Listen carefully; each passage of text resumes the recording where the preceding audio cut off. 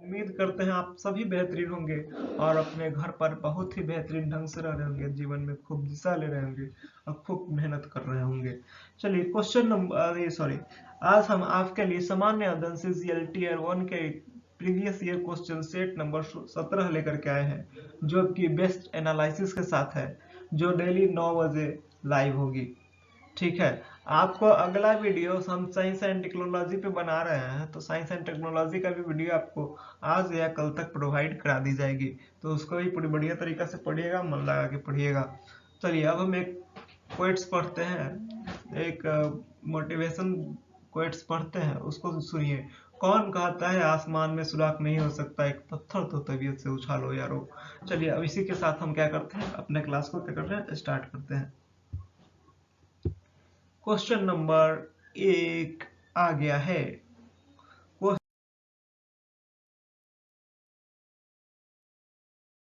Number 1 क्या कह रहा है, निम्नलिखित में से कौन सा पदार्थ ओजोन परत को नष्ट करता है? Option 1 sulphur, option 2 carbon, option 3 chlorine, option 4 silicon. इसका सही उत्तर हो जाएगा मेरे भाई क्लोरीन। इसका सही उत्तर क्या हो जाएगा, क्लोरीन। आइए हम जानते हैं ओजोन के बारे में। ये जो सूरज से अल्ट्रावायलेट किरणें आ रही है, ये सूरज से कह दो कि अपना अल्ट्रावायलेट किरणें अपने पास रखे। ओजोन अगर नहीं होता तो क्या होता, भारत पृथ्वी पर उसके 97 से 99% कण पहुंचते, उसके लगभग 100% कण पहुंचते, जो कि मानव जीवन के लिए बहुत ही खतरनाक होते। तो ओजोन परत क्या करता है मेरे भाई, 97 से 99% पारा बैगनी तरंग दैर्ध्य को क्या करता है, रोक लेता है कि नहीं। ओजोन परत या ओजोन ढाल पृथ्वी के समताप मंडल का एक क्षेत्र है, जो कि सूर्य के अधिकांश पराबैंगनी किरणों को क्या करता है, अवशोषित करता है। लेकिन क्लोरीन और क्लोरोफ्लोरोकार्बन जैसा कुछ तत्व है, जो कि क्लोरीन का तत्व है, वे सब क्या करते हैं, इसे नष्ट करने पर तुले हैं। तो इन लोगों को क्या किया चाहिए, रिड्यूस करना चाहिए क्लोरीन को, जिसके कारण हमारा ओजोन क्या रहे, सेफ रहे और हम लोग भी सेफ रहे। चलिए क्वेश्चन नंबर 2 पे चलते हैं। क्वेश्चन नंबर 2 क्या कह रहा है मेरे भाई, क्वेश्चन नंबर 2 कह रहा है, विद्युत चुंबकत्व विज्ञान की खोज और उसका नामकरण किसने किया? ऑप्शन 1 है आपके पास Michael Faraday, option 2 James Clerk, option 3 Hans Christian ऑस्टर्ड, ऑप्शन 4 आंद्रे मैरी एम्पियर। इसका सही उत्तर क्या है, आपके पास 10 सेकेंड का टाइम है, सोच के बताइए। चलिए इसका सही उत्तर क्या है, विद्युत चुंबकत्व विज्ञान की खोज और उसका नामकरण किसने किया था? इसका सही उत्तर क्या है भाई, एंड्रे मैरी इम्पियर। ये इसका सही क्या है, एंड्रे मैरी इम्पियर। ठीक है, अब हम इनके बारे में कुछ जानते हैं। आंद्रे मैरी इम्पियर एक फ्रांसीसी भौतिक विज्ञानी और इलेक्ट्रोडायनेमिक्स के संस्थापकों में से एक थे। वह विज्ञान के अन्य क्षेत्रों जैसे इतिहास, दर्शन और प्राकृतिक विज्ञान में रुचि रखने वाले एक मान्यता प्राप्त गणितज्ञ भी थे। चलिए क्वेश्चन को हम आगे बढ़ाते हैं।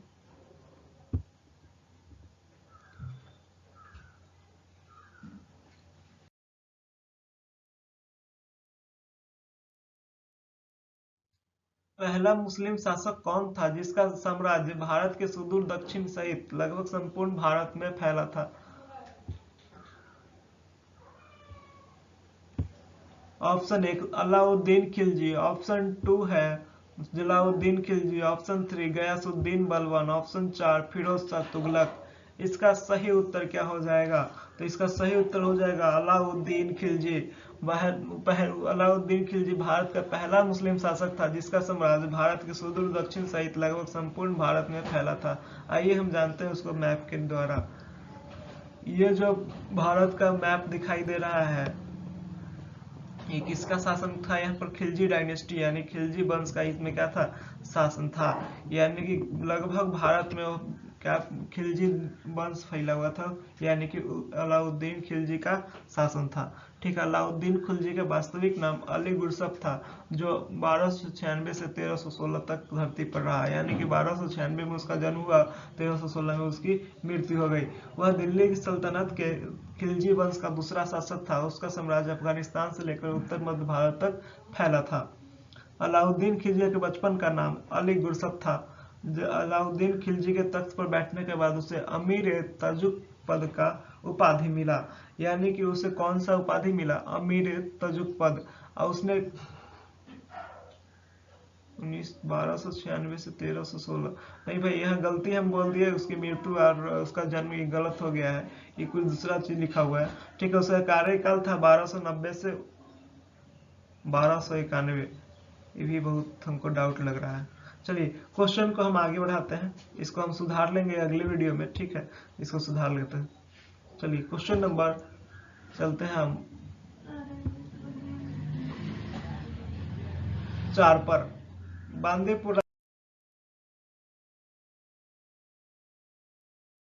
राष्ट्रीय उद्यान कहाँ स्थित है?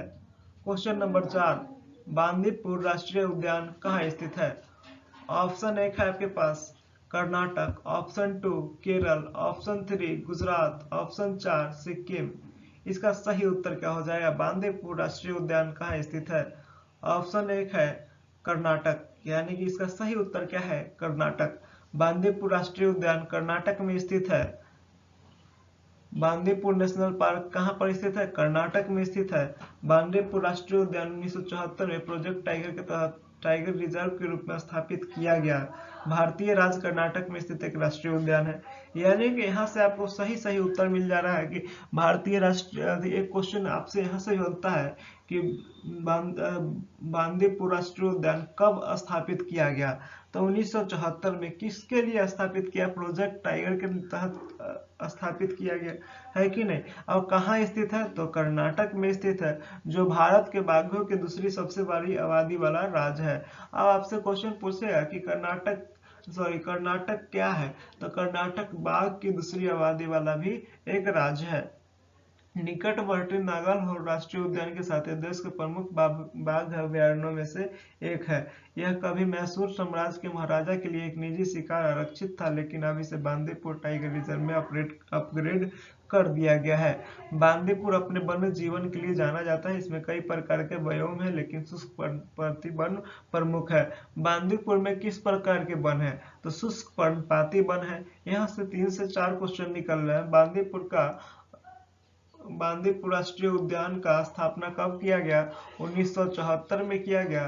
किस प्रोजेक्ट के तहत किया गया? तो प्रोजेक्ट टाइगर के तहत किया गया। क्वेश्चन नंबर 5 पे चलते हैं हम। लोकप्रिय बाघ गुफा किस राज्य में पाई जाती है? इसका सही उत्तर हो जाएगा, देखने का प्रयास करेंगे हम लोग। उससे पहले ऑप्शन पढ़ते हैं। मध्य प्रदेश, हिमाचल प्रदेश, सिक्किम, उड़ीसा। इसका सही उत्तर क्या हो जाएगा? लोकप्रिय बाघ गुफा चित्रकारी किस राज्य में पाई जाती है? तो इसका सही उत्तर हो जाएगा मेरे भाई मध्य प्रदेश। क्या हो जाएगा इसका सही उत्तर? मध्य प्रदेश। तो मेरे भाई बाघ गुफा था, यहाँ पर क्या टाइपिंग मिस्टेक अभी क्वेश्चन नंबर 3 में भी हो गया, तो उसमें भी क्या हो गया? बहुत सारा टाइपिंग मिस्टेक हो गया, जिससे कि हम एक दो बात आपको गलत बता दी है, उसको हम सुधार लेंगे कमेंट बॉक्स में। ठीक है, तो वहां से आप कमेंट बॉक्स में देख लीजिएगा एक बार क्लास को, कि जिससे कि आपका कोई गलती, आपको हमारी गलती की वजह से आपका कुछ एग्जाम में गलती ना हो।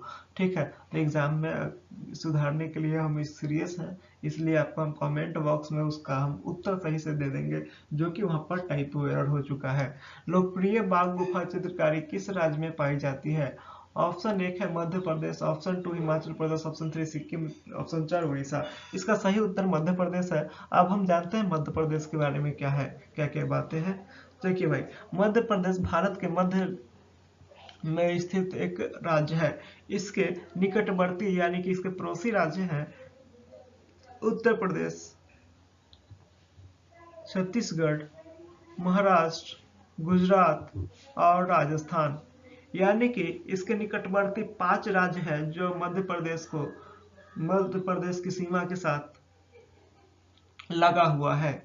यानी कि मध्य प्रदेश का पड़ोसी राज्य 5 है। कौन कौन? उत्तर प्रदेश, छत्तीसगढ़, गुजरात, राजस्थान, महाराष्ट्र, लाइन से याद कीजिए। उत्तर प्रदेश, छत्तीसगढ़, महाराष्ट्र, गुजरात, राजस्थान। उत्तर प्रदेश, छत्तीसगढ़, महाराष्ट्र, गुजरात, राजस्थान किसके सीमावर्ती राज्य हैं? तो मध्य प्रदेश के। अब हम जानते हैं मध्य प्रदेश के बारे में कुछ बेहतर डिटेल्स, जो कि हमारे परीक्षा के दृष्टिकोण से बहुत ही महत्वपूर्ण है।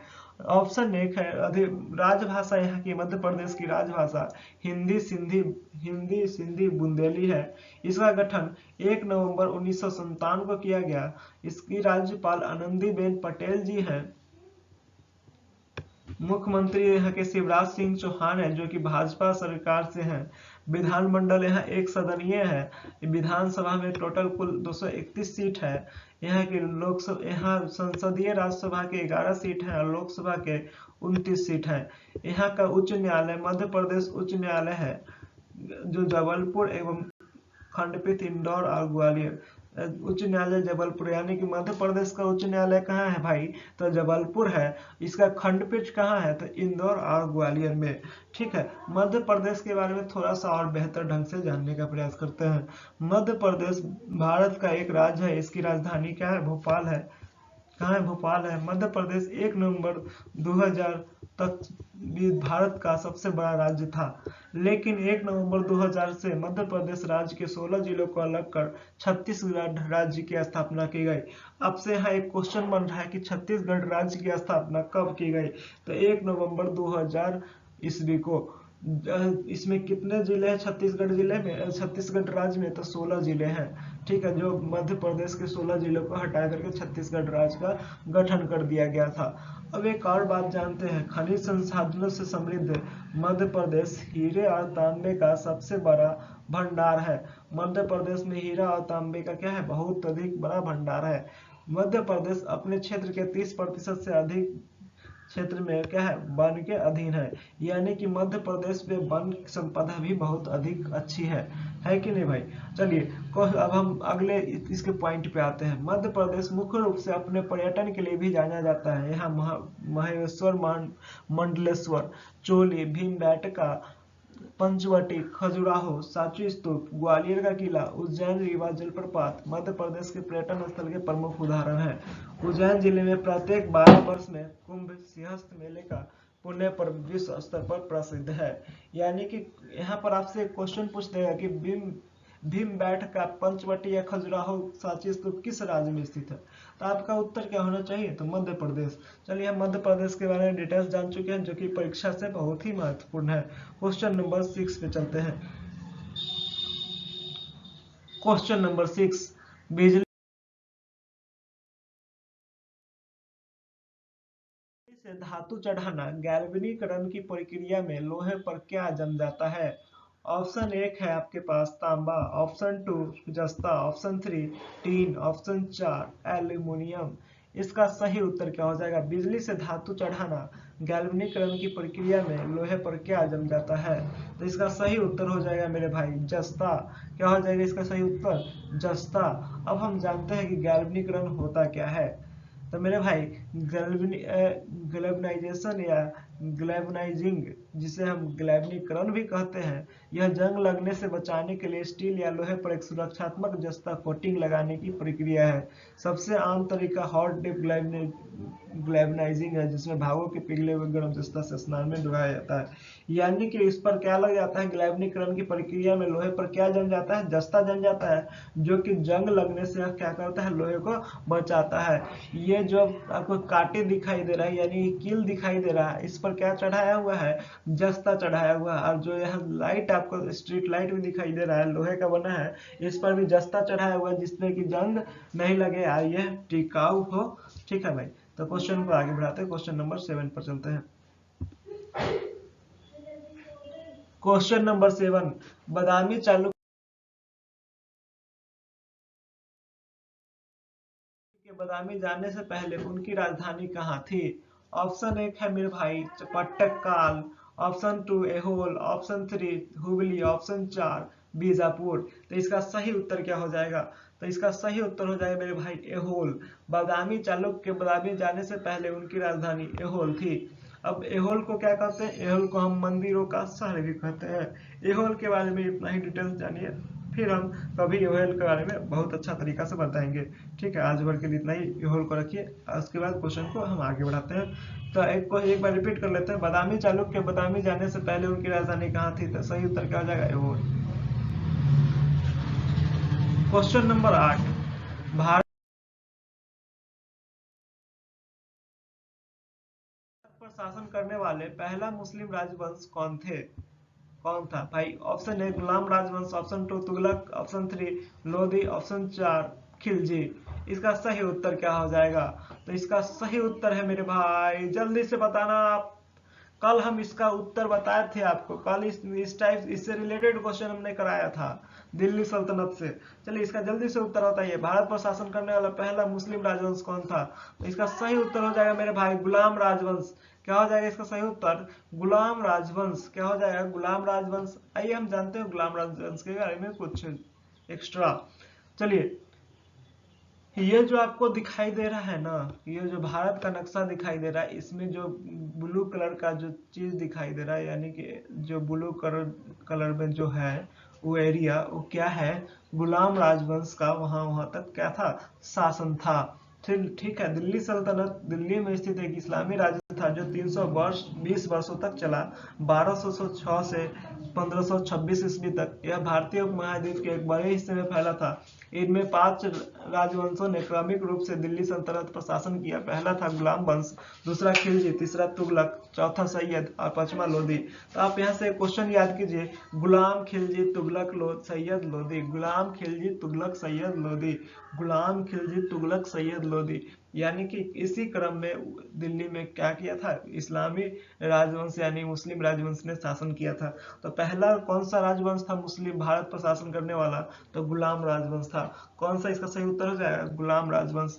चलिए अब हम गुलाम राजवंश के बारे में कुछ जानते हैं। गुलाम वंश मध्यकालीन भारत का एक राजवंश था। इस वंश का एक पहला शासक कुतुबुद्दीन ऐबक था, जिसे मोहम्मद गौरी ने पृथ्वीराज चौहान को हराने के बाद नियुक्त किया गया था। मोहम्मद गौरी ने पृथ्वीराज चौहान को हराने के बाद नियुक्त किया था। इस वंश ने दिल्ली की सत्ता पर 1206 से 1290 ईस्वी तक राज किया। तो भारत पर शासन करने वाला पहला मुस्लिम राजवंश कौन था? इसका सही उत्तर क्या हो जाएगा? गुलाम वंश। इसका सही उत्तर क्या हो जाएगा मेरे भाई? गुलाम वंश। चलिए क्वेश्चन नंबर, अब हम चलते हैं 9 पे। क्वेश्चन नंबर 9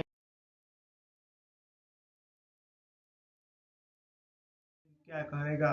क्वेश्चन नंबर 9 कह रहा है, लोक अदालत किसके अधीन बनाई गई है?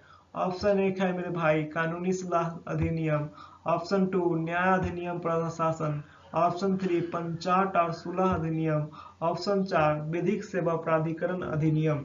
इसका सही उत्तर क्या है? तो मेरे भाई इसका सही उत्तर हो जाएगा, आपके पास टाइम है 10 सेकंड, सोच के जल्दी से बताइए इसका सही उत्तर क्या है। लोक अदालत किसके अधीन बनाई गई है? तो मेरे भाई इसका सही उत्तर है विधिक सेवा प्राधिकरण अधिनियम। अब हम जानते हैं विधिक सेवा प्राधिकरण अधिनियम होता क्या है। तो मेरे भाई समान अवसर के आधार न्याय सुलभ कराने को सुनिश्चित करने के लिए भारत सरकार द्वारा विधिक सेवा अधिनियम 1987 को पारित किया गया। विधिक सेवा अधिनियम कब पारित किया गया? 1987 को पारित किया गया, जिसके द्वारा केंद्र में राष्ट्रीय विधिक सेवा समिति एवं जिलों में विधिक सेवा प्राधिकरण का गठन किया गया। राष्ट्रीय विधिक सेवा प्राधिकरण पर एक प्रमुख दायित्व सौंपा गया कि ग्रामीण क्षेत्रों, गरीब बस्तियों या स्लम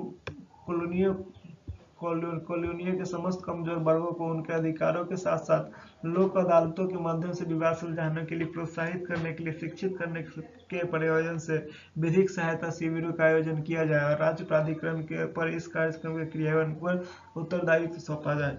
यानी कि इसका सही उत्तर है विधिक सेवा प्राधिकरण। लोक अदालत किसके अधीन बनाई गई है? तो विधिक सेवा प्राधिकरण का गठन कब किया गया? तो मेरे भाई विधिक सेवा प्राधिकरण अधिनियम का पारित किया गया। कब पारित किया गया? 1987 ईस्वी में। कब पारित किया गया? 1987 ईस्वी। चलिए क्वेश्चन नंबर 10 पे चलते हैं। क्वेश्चन नंबर 10 क्या कह रहा है भाई?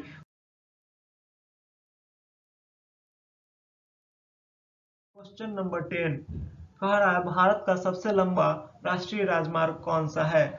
ऑप्शन एक है मेरे भाई, क्या देखते हैं, राष्ट्रीय राजमार्ग 48, राष्ट्रीय राजमार्ग 44, राष्ट्रीय राजमार्ग 53, राष्ट्रीय राजमार्ग 27। इसका सही उत्तर क्या हो जाएगा? तो मेरे भाई भारत का सबसे लंबा राष्ट्रीय राजमार्ग है राष्ट्रीय राजमार्ग नंबर 44। कौन सा इसका सही उत्तर है? राष्ट्रीय राजमार्ग 44। अब हम जानते हैं राष्ट्रीय राजमार्ग 44 के बारे में थोड़ा सा डिटेल्स। राष्ट्रीय राजमार्ग 44 भारत में एक प्रमुख उत्तर दक्षिण राष्ट्रीय राजमार्ग है जो देश में सबसे लंबा है। यह हरियाणा यह केंद्र शासित प्रदेश जम्मू कश्मीर, राज्य पंजाब, हरियाणा, दिल्ली, उत्तर प्रदेश, केंद्र शासित प्रदेश दिल्ली, फिर राज्य उत्तर प्रदेश, राजस्थान, मध्य प्रदेश, महाराष्ट्र, तेलंगाना, आंध्र प्रदेश, कर्नाटक, तमिलनाडु से होते हुए गुजरती है। तो मेरे भाई NH44 कितने कितने राज्यों से होकर गुजरती है? तो मेरे भाई दो केंद्र शासित प्रदेश, पहला जम्मू कश्मीर और दूसरा दिल्ली। और कितने कितने राज्य हैं? तो पंजाब, हरियाणा, उत्तर प्रदेश, राजस्थान, मध्य प्रदेश, महाराष्ट्र, तेलंगाना, आंध्र प्रदेश, कर्नाटक और तमिलनाडु। यानी कि 9 राज्य और 2 केंद्र शासित प्रदेश से होकर भारत की सबसे लंबा राष्ट्रीय राजमार्ग 44 गुजरती है। अब हम इसके बारे में थोड़ा सा और डिटेल्स जानते हैं। चलिए अब हम जानते हैं कि राष्ट्रीय राजमार्ग 44 कैसे बना। तो मेरे भाई राष्ट्रीय राजमार्ग 44 जम्मू कश्मीर में श्रीनगर से जम्मू कश्मीर राष्ट्रीय राजमार्ग NH1 से शुरू होकर 7 राष्ट्रीय राजमार्गों के विलय से अस्तित्व में आया। यह NH1 को विलय किया, NH1 को NH2 के NH3 को विलय किया, NH75 को इसमें विलय किया गया, NH26 को विलय किया गया, NH7 को भी विलय किया गया। ठीक है, यह कहां से कहां तक फैली हुई है?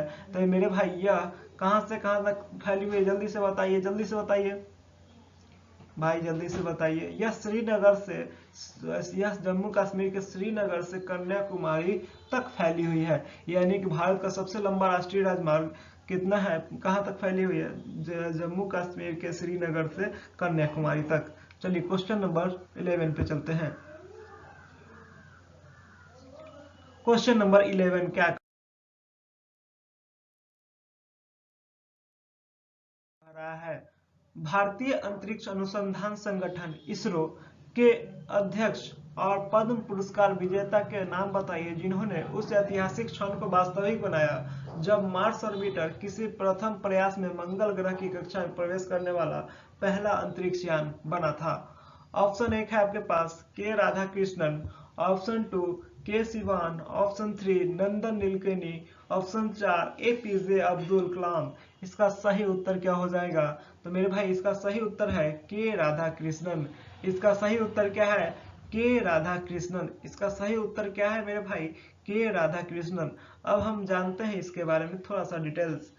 चलिए के राधाकृष्णन के बारे में पहले जानते हैं, जिनका जन्म 9 अगस्त 1949 को हुआ था। कोप्पिलिल राधाकृष्णन, इनका पूरा फुल फॉर्म क्या है? नाम कोप्पिलिल राधाकृष्णन। वे भारतीय अंतरिक्ष वैज्ञानिक है जिन्होंने नवंबर 2009 और दिसंबर 2014 के बीच अंतरिक्ष आयोग के अध्यक्ष, अंतरिक्ष विभाग के सचिव और इसरो के अध्यक्ष रूप में भारतीय अंतरिक्ष अनुसंधान संगठन का नेतृत्व किया। यानी कि वे कब से कब तक इसरो के अध्यक्ष रहे? 2009 से 2014 तक रहे। ठीक है, ये जो लोगो दिखाई दे रहा है किसका है? Indian Space Research Organisation ISRO का लोगो है। अब हम इसरो के बारे में तीन जो परीक्षा उपयोगी महत्वपूर्ण प्रश्न है उसको हम जानते हैं। इसरो का गठन 15 अगस्त 1969 को किया गया। इसका मुख्यालय बेंगलोर कर्नाटक में है। अध्यक्ष इसके हैं कैलाश विधु सिवान, यानी कि के सिवान। के सिवान क्या है? वर्तमान अध्यक्ष है इसरो के।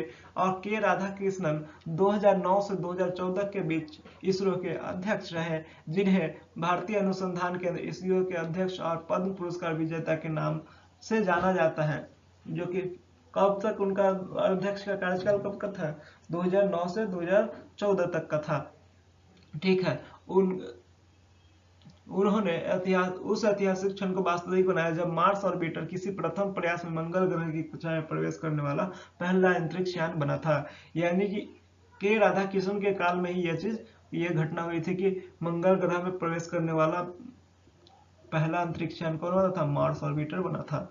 चलिए क्वेश्चन नंबर हम क्या करते हैं, 12 पे जाते हैं। Question number 12।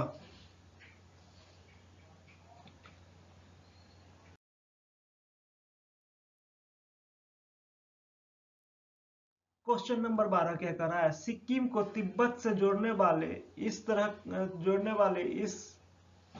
दर्रे का नाम बताइए। भाई तरह का नहीं, दर्रे का नाम बताए, जिसे 1962 में चीनी आक्रमण के बाद बंद कर दिया गया तथा लेकिन फिर 2006 में उसे खोल दिया गया, क्योंकि इन दोनों देशों की सरकारों ने भूमि मार्गों के माध्यम से अपने व्यापार को बढ़ाने का निर्णय लिया था। ऑप्शन 1 है इविस्ला, ऑप्शन 2 पेंसिला, ऑप्शन 4 लानकला, ऑप्शन 5 नाथुला। तो इसका सही उत्तर हो जाएगा मेरे भाई नाथुला। इसका सही उत्तर क्या हो जाएगा, नाथुला। आइए हम सिक्किम के बारे में कुछ डिटेल्स जानते हैं। सिक्किम किन किन देशों से और किन राज्यों से घिरा हुआ है। तो मेरे भाई सिक्किम 3 देश नेपाल, चाइना और भूटान से घिरा हुआ है। यह सिक्किम पश्चिम में नेपाल से घिरा हुआ है, उत्तर में चाइना से, उत्तर पूरब में चाइना से, क्योंकि पूरब में भी कुछ क्या है, चाइना है, और पूरब में भूटान से, और इधर से क्या है, वेस्ट बंगाल राज्य से घिरा हुआ है। यानी कि सिक्किम के आप चौहद्दी जान गए, उसके चारों साइड के निकटवर्ती देश और राज्य भी जान गए, ठीक है, सीमावर्ती देश और राज्य भी जान गए। अब हम सिक्किम की राजधानी, उसका सरकार के बारे में हम जानते हैं कुछ, जो कि परीक्षा से हमारे बहुत ही इम्पोर्टेंट है। चलिए, सिक्किम भारत का एक राज्य है जिसका गठन 10 अप्रैल 1975 को जनमत संग्रह से किया गया था। इसको हम पिछले वीडियो में भी बता चुके हैं, फिर भी आज हम इसको रिपीटेशन करा देते हैं कि आपको अच्छी तरीके से सिक्किम राज्य के बारे में याद हो जाए। इसके राज्यपाल है गंगा प्रसाद, इसके मुख्यमंत्री है प्रेम सिंह तामांग, इसका विधानमंडल एक सदनीय है जिसमें विधानसभा में 32 सीट है, इसके संसदीय राज्यसभा में 1 सीट और लोकसभा में भी 1 सीट है। इसका उच्च न्यायालय सिक्किम उच्च न्यायालय है। चलिए अब हम नाथुला दर्रा के बीच में कुछ बातें जानते हैं। नाथुला दर्रा चीन और भारत के बीच आपसी समझौतों द्वारा स्थापित 3 खुले व्यापार की चौकियों में से एक है। यानी कि नाथुला दर्रा क्या है, भारत और चीन के बीच जो खुला व्यापार चौकी है ना, उसमें से कोई एक है, ठीक है। इसके 2 अन्य और दर्रे हैं, इसके जैसे कि खुला व्यापार के लिए 2 और अन्य दर्रे हैं, हिमाचल प्रदेश में सिपकिला और उत्तराखंड में लिपुलेख, ठीक है। 1962 के भारतीय चीन युद्ध के बाद बंद कर दिया गया था। इस तीनों दर्रों को क्या कर दिया था, बंद कर दिया गया था, लेकिन साल 2006 में कई द्विपक्षीय व्यापार समझौते के बाद नाथुला को खोला गया। यानी कि इसका सही उत्तर क्या हो जाएगा, नाथुला। आप ध्यान से पढ़िएगा, क्वेश्चन को याद करते चलिएगा। नाथुला क्या हो जाएगा इसका सही उत्तर। मेरे भाई मजा आ रहा है क्या, मजा आ रहा है तो हैंड्स अप करते रहिए वीडियो में,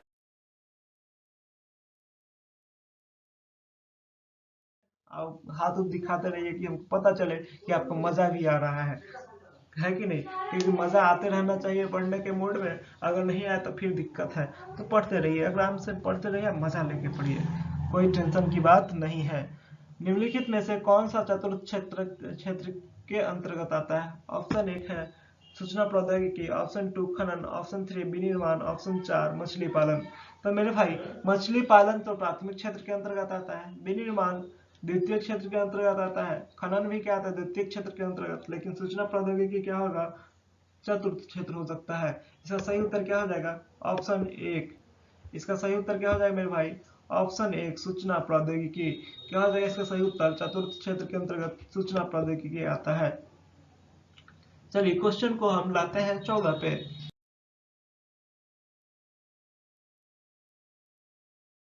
क्वेश्चन नंबर 14 क्या कह रहा है, संपूर्ण भारत के भूभाग में मुख्य रूप से आवागमन करने का अधिकार भारतीय संविधान के किस अनुच्छेद के अंतर्गत मौलिक अधिकार है। चलिए ऑप्शन 1 है आपके पास अनुच्छेद 24, ऑप्शन 2 है अनुच्छेद 21, ऑप्शन 3 है अनुच्छेद 14, ऑप्शन 4 है अनुच्छेद 19। तो इसका सही उत्तर क्या है, तो मेरे भाई इसका सही उत्तर हो जाएगा अनुच्छेद 19। अब हम जानते हैं अनुच्छेद 19, 14, 21 और 24 सभी अनुच्छेदों के बारे में। चलिए अब हम इसके बारे में जानते हैं डिटेल्स। अनुच्छेद 19 भारत के राज्य क्षेत्र में बिना बाधा घूमने की स्वतंत्रता है। है कि ना। अनुच्छेद 19 में आप बिना बाधा घूमने की स्वतंत्रता है तथा बस जाने की भी स्वतंत्रता प्रदान करता है, जो कि हमारा क्या है, मौलिक अधिकार है। अनुच्छेद 14 विधि के समक्ष समानता का अधिकार। अनुच्छेद 14 में क्या दिया गया, विधि के समक्ष समानता का अधिकार दिया गया, यानी कि कानून के सामने क्या है, सभी बराबर हैं। अनुच्छेद 21 के तहत शिक्षा का अधिकार दिया जाता है, जो कि 6 से 14 वर्ष के आयु 14 वर्ष तक के आयु वर्ग के सभी बच्चों को निःशुल्क एवं अनिवार्य शिक्षा राज्य द्वारा उपलब्ध कराई जाएगी। अनुच्छेद 24 क्या कह रहा है, अनुच्छेद 24 कह रहा है खानों में तथा जोखिम वाले कार्यों में 14 वर्ष से कम आयु वर्ग के बच्चों का नियोजन पर प्रतिषेध। यानी कि अनुच्छेद 24, अनुच्छेद 21, अनुच्छेद 14, अनुच्छेद 19 के बारे में हम यहाँ से जान चुके हैं। यहाँ से आपको 4 क्वेश्चन बन गया, है कि नहीं भाई। एक क्वेश्चन से आपको कितना मिल रहा है, 3 से 4 क्वेश्चन मिल रहा है। तो इसलिए ध्यान से पढ़िएगा सभी क्वेश्चन को, आप खुद से भी पढ़ते रहिएगा, क्योंकि आपके पास कोई अगर क्वेश्चन 2 मिनट तक रहता है तो आपको याद करने का ज्यादा मौका मिलता है, आप याद भी कर लेते हैं। चलिए क्वेश्चन नंबर 15 पे चलते हैं। क्वेश्चन नंबर 15 क्या कह रहा है,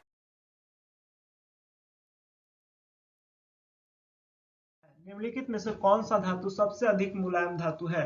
तो इसका सही उत्तर क्या हो जाएगा, देखते हैं। ऑप्शन 1 है टीन, ऑप्शन 2 सोना, ऑप्शन 3 तांबा, ऑप्शन 4 एल्युमिनियम। तो इसका सही उत्तर है मेरे भाई सोना। इसका सही उत्तर क्या हो जाएगा, सोना। आइए हम जानते हैं सोना के बारे में कुछ डिटेल्स। तो सोना का एटॉमिक नंबर 79 होता है, इसका ग्रुप है 11, इसका पीरियड है 6, यह डी ब्लॉक का एक सदस्य है। ठीक है, ये जो आपको फोटो दिखाई दे रहा है, किसका फोटो है, सोना का फोटो है। ठीक है, सोना एक रासायनिक तत्व है जिसका प्रतीक Au होता है और इसका परमाणु संख्या 79 है। इसे प्राकृतिक रूप से होने वाले उच्च परमाणु संख्या तत्वों में से एक बनाता है। शुद्ध रूप में एक चमकीला थोड़ा लाल रंग का पीला घना मुलायम और नमनीय धातु है। ठीक है, तो मेरे भाई यहाँ से आपको मालूम चल गया कि सबसे मुलायम धातु इसमें से कौन है, तो सोना है। सोना अधिकांश एसिड के लिए प्रतिरोधी है, हालांकि यह एक्वा रीजियन में घुल जाता है, जो एक घुलनशील टेट्राक्लोराइड आयन बनाता है। सोना सोना नाइट्रिक एसिड में अघुलनशील है, यानी कि वह एक्वा रीजियन में तो घुल जाता है, लेकिन नाइट्रिक एसिड में क्या होता है, नहीं घुलता है। ठीक है, तो भाई इतना ही सोना के बारे में जानते हैं कुछ, फिर आगे बढ़ेंगे, आगे अगले वीडियो में बताएंगे। अब वीडियो थोड़ा सा लंबा हो रहा है, इसलिए इसको बढ़ाते हैं आगे। क्वेश्चन नंबर 16 पे चलते हैं। क्वेश्चन नंबर 16, निम्नलिखित में से कौन सा धातु सबसे अधिक प्रतिक्रियाशील है। निम्नलिखित में से कौन सा धातु सबसे अधिक प्रतिक्रियाशील है। ऑप्शन 1 तांबा, ऑप्शन 2 कैल्शियम, ऑप्शन 3 लोहा, ऑप्शन 4 जस्ता। तो मेरे भाई इसका सही उत्तर है, जल्दी से बताइए। तो इसका सही उत्तर है कैल्शियम। इसका सही उत्तर है क्या भाई, कैल्शियम। निम्नलिखित में से कौन सा धातु सबसे अधिक प्रतिक्रियाशील है, तो इसका सही उत्तर हो जाएगा कैल्शियम। और इसका एटॉमिक नंबर 20 होता है, यह ग्रुप 2 का एल्कलाइन अर्थ मेटल्स है। यह पीरियड नंबर 4 में आता है और एस ब्लॉक से संबंधित एक तत्व है कि नहीं। कैल्शियम एक रासायनिक तत्व है जिसका प्रतीक Ca तथा परमाणु संख्या 20 है। यह एक क्षारीय पृथ्वी धातु के रूप में कैल्शियम एक प्रतिक्रियाशील धातु है जो हवा में संपर्क आने पर एक डार्क ऑक्साइड नाइट्रेट परत बनाती है। तो मेरे भाई कैल्शियम क्या है, एक सबसे अधिक प्रतिक्रियाशील धातु इन सभी में से यह। ठीक है भाई, यह भौतिक और रासायनिक गुण इसमें भारी समरूप स्ट्रोंटियम और बेरियम भी इसमें शामिल है। यानी कि कैल्शियम में क्या क्या चीज शामिल है, इसके समरूप स्ट्रोंटियम और बेरियम भी बेरियम के समान होता है। इसका क्या होता है, इसका रासायनिक गुण इसके भारी समरूप स्ट्रोंटियम और बेरियम के समान होता है। यह पृथ्वी के परत में सबसे प्रचुर 5वां सबसे प्रचुर तत्व है और लोहे एल्युमिनियम के बाद तीसरा सबसे प्रचुर धातु है। ठीक है, पृथ्वी पर सबसे आम कैल्शियम यौगिक कैल्शियम कार्बोनेट है। यानी कि पृथ्वी पर आराम तरीका से कौन सा कैल्शियम मिल जाएगा, तो कैल्शियम कार्बोनेट मिल जाएगा, जो चूना पत्थर में पाया जाता है। यानी कि पृथ्वी पर आसानी तरीका से क्या पाया जा सकता है, चूना पत्थर में क्या पाया जाता है, कैल्शियम कार्बोनेट होता है। ठीक है, क्वेश्चन नंबर 17 पे चलते हैं। आपको उम्मीद है कि क्वेश्चन अच्छा से याद आया होगा। अगर वीडियो आपको अच्छी लग रही होगी तो इसको जल्दी जल्दी शेयर भी करते रहिएगा और अपने भाइयों को बताइएगा कि एक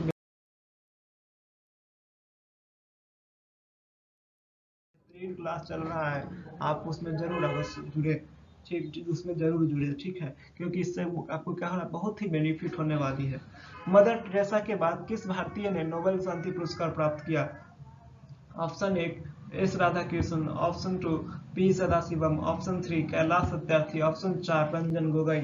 ये जो फोटो आप दिखाई दे रहा है क्वेश्चन में, ये नोबेल पुरस्कार का फोटो है, ठीक है, नोबेल प्राइज का जो सिक्का है वही फोटो है इसमें ये अल्फ्रेड नोबेल जी हैं, ठीक है भाई। ये जो फोटो दिखाई दे रहा है उसमें कौन है, अल्फ्रेड नोबेल जी हैं। तो इसका सही उत्तर बताइएगा, मदर टेरेसा के बाद किस भारतीय ने नोबेल पुरस्कार प्राप्त किया? तो इसका सही उत्तर हो जाएगा मेरे भाई कल कैलाश सत्यार्थी। क्या हो जाएगा, कैलाश सत्यार्थी। क्या हो जाएगा इसका सही उत्तर, कैलाश सत्यार्थी। अब हम जानते हैं कैलाश सत्यार्थी और नोबेल प्राइज के बारे में कुछ बातें। देखिए, ये जो कैलाश सत्यार्थी जी का फोटो आपको दिखाई दे रहा है, ये कैलाश सत्यार्थी जी हैं, ठीक है। कैलाश सत्यार्थी का जन्म 11 जनवरी 1954 को एक भारतीय 1954 को हुआ, जो कि एक भारतीय समाज सुधारक है जिन्होंने भारत में बाल श्रम के खिलाफ अभियान चलाया और शिक्षा को सार्वभौमिक अधिकार की वकालत की। उन्हें 2014 में मलाला यूसुफजई के साथ नोबेल शांति पुरस्कार सह प्राप्त करता थे। यानी कि जब कैलाश सत्यार्थी को शांति पुरस्कार मिला, तब मलाला यूसुफजई को ही साथ में ही, यानी कि दोनों को एक साथ नोबेल पुरस्कार दिया गया है कि नहीं। बच्चों और युवाओं के दमन के खिलाफ सभी बच्चों की शिक्षा के अधिकार के लिए उनके यह पुरस्कार किस लिए दिया गया था? उनको बच्चों और युवाओं के दमन के खिलाफ सभी बच्चों के शिक्षा के अधिकार के लिए, के संघर्ष के लिए उन्हें क्या किया गया था, यह नोबेल पुरस्कार प्रदान किया गया था। साथ साथ मलाला यूसुफजई को भी यह नोबेल पुरस्कार 2014 ईस्वी में प्रदान किया गया। वह बचपन बचाओ आंदोलन, global March youngest child labour, global campaign for education और कैलाश सत्यार्थी चिल्ड्रन फाउंडेशन सहित कई सामाजिक संगठनों के संस्थापक भी हैं। यानी कि कैलाश सत्यार्थी को शांति पुरस्कार कब मिला? 2014 में मिला। मदर टेरेसा के बाद वे दूसरे भारतीय हैं जिन्हें शांति में नोबेल पुरस्कार प्रदान किया गया। अब हम जानते हैं नोबेल पुरस्कार होता क्या है। अल्फ्रेड नोबेल एक स्वीडिश रसायनज्ञ थे, इंजीनियर और उद्योगपति थे, जो डायनामाइट के आविष्कार के लिए सबसे प्रसिद्ध थे। उनकी मृत्यु 1896 में हो गई थी। उन्होंने फिर जब उनकी मृत्यु हो गई 1896 में, तो उन्होंने क्या किया कि अपने जो संपत्ति था, अपनी वसीयत थी, उसको 5 पुरस्कारों को स्थापित करने के लिए इस्तेमाल करने को कहा, जिसे मृत्यु से पहले बोले होंगे, चाहे कोई किया होगा, ठीक है, जिसे नोबेल पुरस्कार के नाम से जाने लगा। नोबेल पुरस्कार पहली बार 1901 में दिया गया था। आपसे एक क्वेश्चन को यहाँ पर बहुत बेहतरीन बनता है कि नोबेल पुरस्कार पहली बार कब दिया गया था।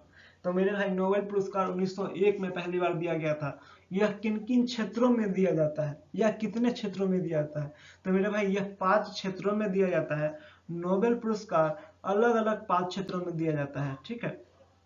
जैसे कि भौतिक विज्ञान के क्षेत्र में, रसायन विज्ञान, शरीर क्रिया विज्ञान, चिकित्सा, साहित्य और शांति के क्षेत्र में भी इसे दिया जाता है कि नहीं भाई। यानी कि अलग अलग 5 क्षेत्रों में नोबेल पुरस्कार को प्रदान किया जाता है, कोई यह एकल पुरस्कार नहीं है। अब आप नोबेल पुरस्कार के बारे में जान गए होंगे, कैलाश सत्यार्थी जी के बारे में भी जान गए होंगे, ठीक है। अब हम क्वेश्चन को आगे बढ़ाते हैं, क्वेश्चन नंबर 18 पे चलते हैं। जंतु के शरीर में कितने प्रकार के उत्तक पाए जाते हैं? ऑप्शन 1 है मेरे भाई 3 प्रकार, ऑप्शन 2 2 प्रकार, ऑप्शन 3 4 प्रकार, ऑप्शन 5 5 प्रकार। तो इसका सही उत्तर हो जाएगा मेरे भाई 4 प्रकार। अब हम जानते हैं जंतु के शरीर में कितने प्रकार के उत्तक पाए जाते हैं, सभी उत्तक के बारे में डिटेल्स जानते हैं। जंतु के शरीर में 4 प्रकार के उत्तक पाए जाते हैं। ऑप्शन 1 पहला है उपकला उत्तक, दूसरा संयोजी उत्तक, तीसरा पेशीय उत्तक, चौथा तंत्रिका उत्तक। अब हम उत्तक क्या होता है इसके बारे में तो कुछ जानते हैं कि नहीं। उत्तक कोशिका का एक समूह है जिसकी संरचना समान होती है। वे एक विशिष्ट कार्य करने के लिए साथ कार्य करते हैं। उत्तक क्या भाई, कोशिकाओं का समूह है जिसकी समान संरचना होती है, एक विशिष्ट काम करते हैं साथ में, है कि नहीं। उत्तक शब्द एक पुरानी फ्रांसीसी क्रिया के रूप में आया जिसका अर्थ है बुनाई करना। जानवरों में 4 अलग अलग प्रकार के उत्तक होते हैं, यानी कि जंतुओं में 4 अलग प्रकार के उत्तक होते हैं। पहला उत्तक संयोजी, मांसपेशी, तंत्रिका और उपकला। तो मेरे भाई जो आपको नीचे लिखा हुआ है वही तो वहां लिखा हुआ है। पौधे में ऊतक 3 प्रकार के से विभाजित किया जाता है। पौधे में कितने प्रकार के ऊतक होते हैं? यहाँ से एक बहुत इंपॉर्टेंट क्वेश्चन बन गया, पौधे में कितने प्रकार के ऊतक होते हैं? तो 3 प्रकार के। कौन कौन से? संवहनीय, जमीन और एपिडर्मल। ठीक है, ऊतक के समूह शरीर में मस्तिष्क और हृदय जैसे अंग का निर्माण करते हैं। और ऊतक के समूह शरीर में क्या करते हैं? मस्तिष्क और हृदय जैसे अंगों का निर्माण भी करते हैं। चलिए क्वेश्चन नंबर हम चलते हैं 19 पे। आप इसको अच्छी तरीके से समझ गए होंगे। जंतु के शरीर में 4 प्रकार के ऊतक होते हैं, उपकला, संयोजी, पेशीय और तंत्रिका। आप इसे याद कर लीजिए। आप मान अभी पौधे में कितने प्रकार के ऊतक होते हैं? 3 प्रकार के। ठीक है, इसको आप क्या कर लीजिए, याद कर लीजिए। 19 नंबर क्वेश्चन पे आते हैं। पेचिश रोग किसके संक्रमण से होता है? तो मेरे भाई इसका देखिए, ऑप्शन 1 है amoeba, option 2 entamoeba histolytica, option 3 euglena, option 4 इनमें से कोई नहीं। तो मेरे भाई इसका सही उत्तर हो जाएगा एंट अमीबा हिस्टोलिका। इसका सही उत्तर क्या हो जाएगा? एंट अमीबा हिस्टोलिका। तो यहाँ भाई अमीबा का ही प्रकार है क्या? एंट अमीबा हिस्टोलिका।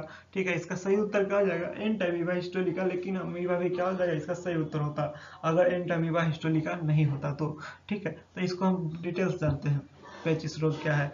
पेचिश आंतों का एक संक्रमण होता है जिसमें खून और बलगम जैसे दस्त लगते हैं। पेचिश एक बहुत तेजी से फैलने वाला बीमारी होता है। इससे बचने के लिए आपको पर्याप्त रूप से सावधानी बरतनी चाहिए, जैसे हाथों को नियमित रूप से धोना, अच्छे से धोना। ठीक है, गौरतलब है कि यह संक्रमण बैक्टीरिया, जीवाणु या पैराटाइट्स के कारण होता है। अगर यह संक्रमण अमीबा के कारण हुआ तो अन्य परेशानियों के साथ साथ गंभीर खून दस्त भी आ सकते हैं। अमीबा एक प्रकार का क्या है? पैरासाइट्स होते हैं जो दूषित खाद्य पदार्थ और पेय पदार्थों में पाए जाते हैं।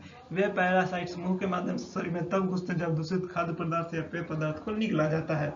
यानी कि पेचिश रोग किसके संक्रमण से होता है? तो मेरे भाई एंटो अमीबा हिस्टोलिका। अब आप जान गए होंगे पेचिश रोग के बारे में बहुत कुछ, तो आपको हम उम्मीद करते हैं कि आगे क्वेश्चन को बढ़ाया जाए। क्वेश्चन नंबर 20, वृक्क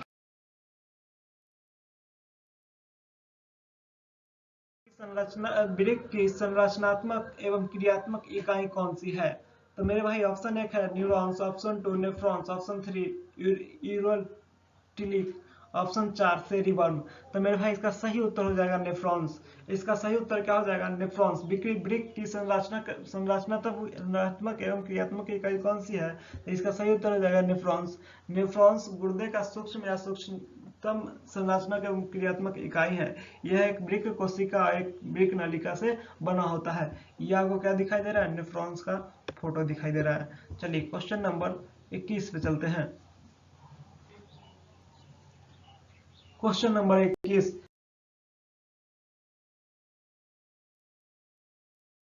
किसी स्थान के मानक समय का निर्धारण किस रेखा से किया जाता है? ऑप्शन 1 ग्रीनविच रेखा, ऑप्शन 2 कर्क रेखा, ऑप्शन 3 मकर रेखा, ऑप्शन 4 विषुवत रेखा। तो मेरे भाई इसका सही उत्तर जल्दी से बताइएगा, किसी स्थान के मानक समय का निर्धारण किस रेखा से किया जाता है? इसका सही उत्तर हो जाएगा मानक समय का निर्धारण ग्रीनविच रेखा से किया जाता है, जिसे हम प्रधान मध्याह्न रेखा भी कहते हैं। ऑप्शन, अब चलिए इसको हम डिटेल से जानते हैं। प्रधान मध्याह्न रेखा होता क्या है?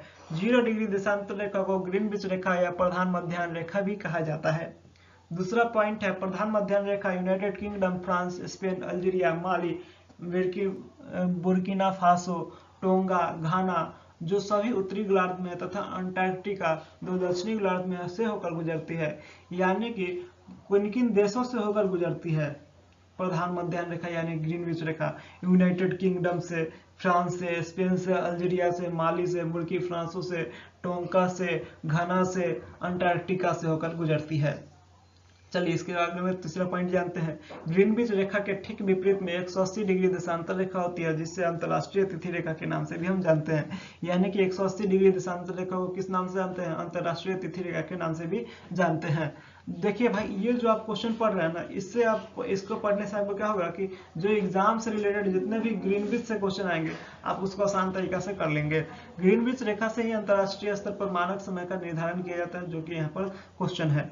विषुवत रेखा और ग्रीनविच रेखा आपस में आखिर का महाद्वीप, भाई यहाँ पर अफ्रीका महाद्वीप होना चाहिए। ठीक है, आप आपस में अफ्रीका महाद्वीप के पश्चिम में स्थित गिनी की खाड़ी में मिलते हैं। टाइपो एरर है, यहाँ पर क्या हो जाएगा, अफ्रीका महाद्वीप के गिनी की खाड़ी में मिलते हैं, यानी कि विषुवत रेखा और ग्रीनविच रेखा कहाँ पर मिलते हैं, तो गिनी की खाड़ी। इसका सही उत्तर क्या हो जाएगा, गिनी की खाड़ी।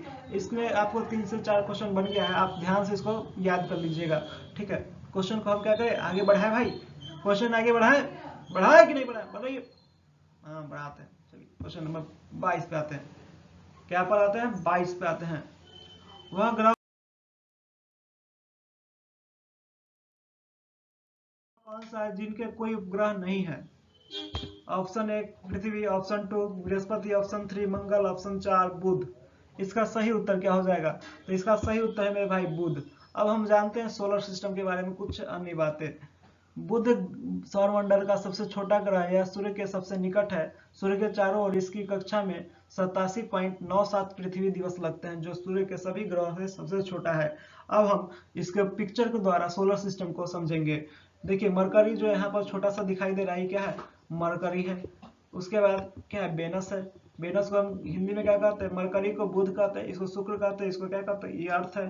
फिर मार्स है यानी कि मंगल है। फिर क्या है, जुपिटर है यानी कि बृहस्पति है। फिर सतुर्न है, इसमें क्या है, एक चक्री लगा हुआ है ना ऊपर से, सतुर्न है ये क्या है, यूरेनस है। फिर सबसे लास्ट में कौन सा ग्रह है, नेपच्यून है। आपसे कोई क्वेश्चन पूछ लेगा कि सूर्य से सबसे अधिकतम दूर के ग्रह कौन सा है, तो नेपच्यून। सबसे पास की ग्रह कौन सा है, मरकरी। पृथ्वी सूर्य से कितने नंबर का ग्रह है, तो पृथ्वी सूर्य के बाद दूसरे नंबर, सूर्य के बाद दूसरा यानी कि मरकरी, और वेनस के बाद दूसरा नंबर ग्रह है। पृथ्वी का उपग्रह कौन सा है, तो मून है यानी कि चांद है। अरे मंगल का उपग्रह कौन सा है, फोबोस है, डिमोस है, सॉरी फोबोस और डिमोस है। ये जो आपको दिखाई दे रहा है, ये लाइन क्या दिखाई दे रहा है, एस्ट्रॉइड बेल्ट है। ये क्या लाइन दिखाई दे रहा है, एस्ट्रॉइड बेल्ट का लाइन दिखाई दे रहा है। पहले एक हमारा ग्रह था प्लूटो, जिसे अब हम क्या कहते हैं, उसे हम प्लूटो के उपग्रह के नाम से जानते हैं। वह क्या हो गया, 52 ग्रह हो चुका है कि नहीं। अब हम आप जानिए कि पहला सूर्य के सबसे निकटतम ग्रह मरकरी, सबसे छोटा ग्रह मरकरी, सूर्य के सबसे अधिकतम दूर की ग्रह नेपच्यून, जो जिसमें स्टार लगा हुआ, तारा लगा, अधिक तारा बोलते हैं, जिसमें गोला लगा हुआ है चक्री, वह कौन सा ग्रह है, तो सतुर्न यानी कि शनि ग्रह है। ठीक है, क्वेश्चन नंबर 23 पे चलते हैं। क्वेश्चन नंबर 23 क्या कह रहा है, किस वर्णक के कारण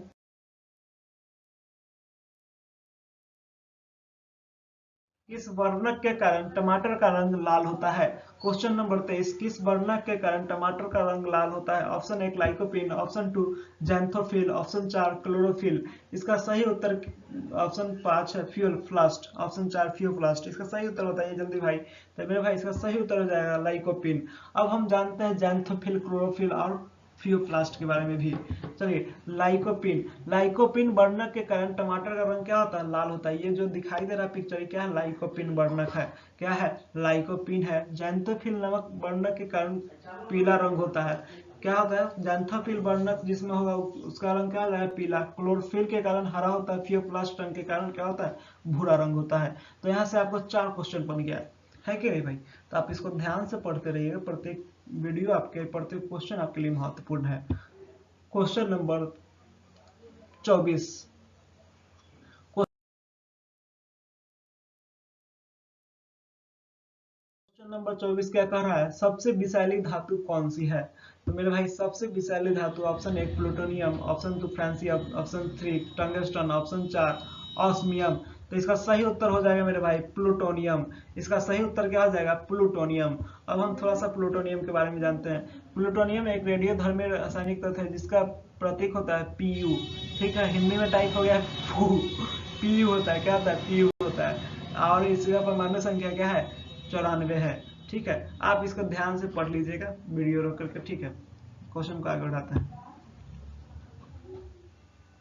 25, वायु दाब को